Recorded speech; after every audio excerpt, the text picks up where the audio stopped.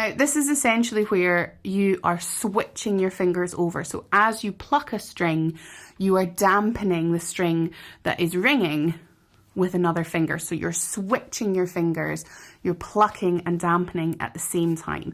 And it happens at exactly the same time. Right as you pluck the string, you dampen the string before. And the effect that you get from this type of damping is a smooth, uninterrupted sound. Okay?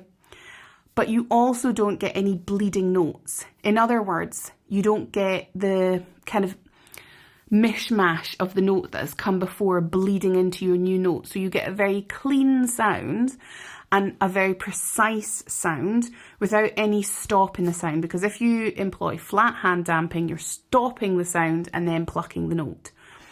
If you dampen after you pluck the next note, then you get that bleeding effect. But if you use switch damping, you just get this immediate change of sound. So the question was, when reading the sheet music, the member was forgetting the note that happened before. So the note, in other words, the note that they had to dampen, which happened before, they were forgetting what note that was. And that's easy to do because it's one thing to remember what notes we have to pluck. Never mind trying to remember what notes we have to dampen as well. So it's a lot to remember.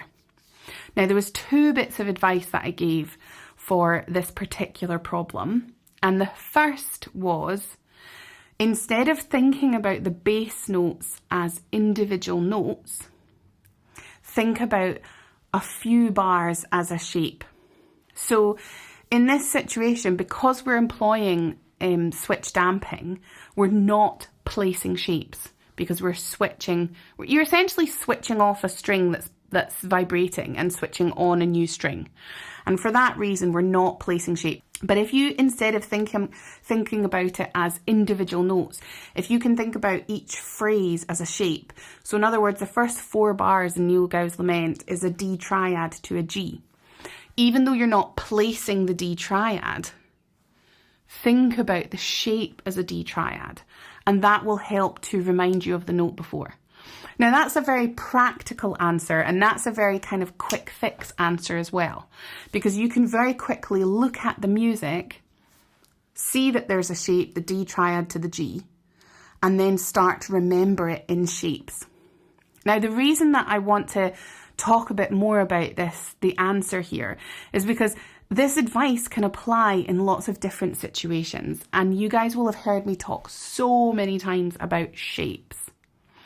But if you are using sheet music, or if you're trying to learn something from sheet music, the best way to start to interpret that music is using shapes instead of reading individual notes, because you'll learn it quicker and because your playing will be smoother, and you'll be able to employ really nice technique. Now, it does apply as well if you're learning by ear, but in general, if you're learning by ear, the shapes actually come much more naturally. When you're reading sheet music, it's sometimes harder to see those shapes.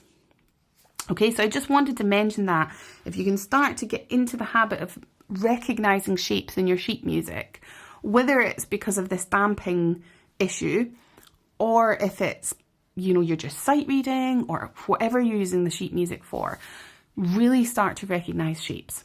The second bit of advice I gave was to use the ear. And this is what I really, really want to talk about. And there is a damping course that is about to be released into the membership. And actually the first kind of lesson is focused on this. And that is that, particularly when we are using sheet music, we often forget to listen to what we're actually playing. Now, yes, we often listen to whether the note is right or wrong, but listening to everything else that's happening at the same time is sometimes forgotten. It's sometimes forgotten when you're playing by ear as well, but it's easier to listen when you're playing by ear than when you're playing by sheet music. But it's not impossible to listen whilst you're playing with sheet music, and it's something that you should get used to doing. It's not a quick fix, it's something that you have to train yourself to do. So that's why I would give kind of a 2-pronged approach to this question, because you do want to move fairly quickly on with your piece of repertoire, but training your ear is something that takes a matter of years, really.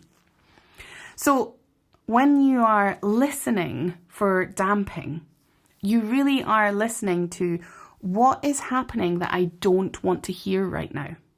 Yeah? And you're tuning into the sound that's happening in your harp further or above just the pluck of the string. Because even when you pluck one string on your harp, there's actually other overtones that are ringing. Okay, if you pluck one string on your harp and then you dampen just that one string, you will still hear things ringing. The whole harp sings in sympathy with that one string. And that's something that's beautiful about the harp, and also something that you might feel you want to control. So when you're employing these damping techniques, I'd really highly recommend that you just stop and take a moment and ask yourself, what do I hear and what do I want to hear?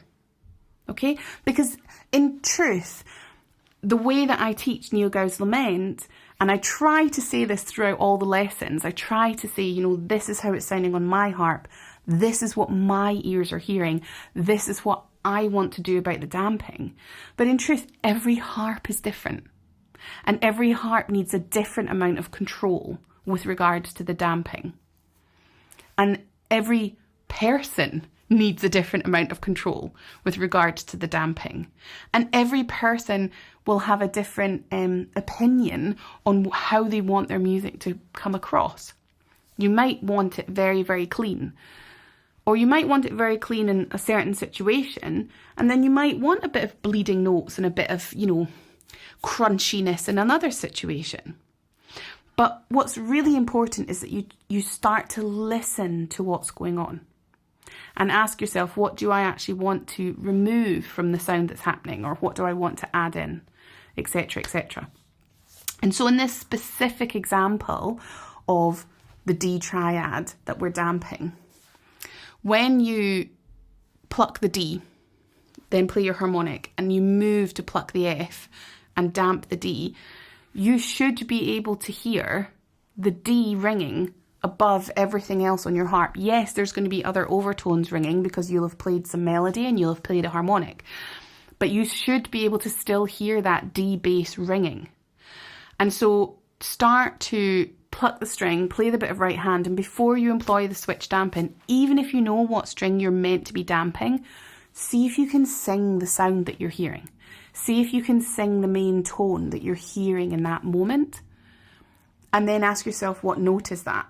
And if you're not sure what note that is, then hold that note in your head, and then try and find it on your harp. So you're starting to really train your ear to actually hone into what you're listening to.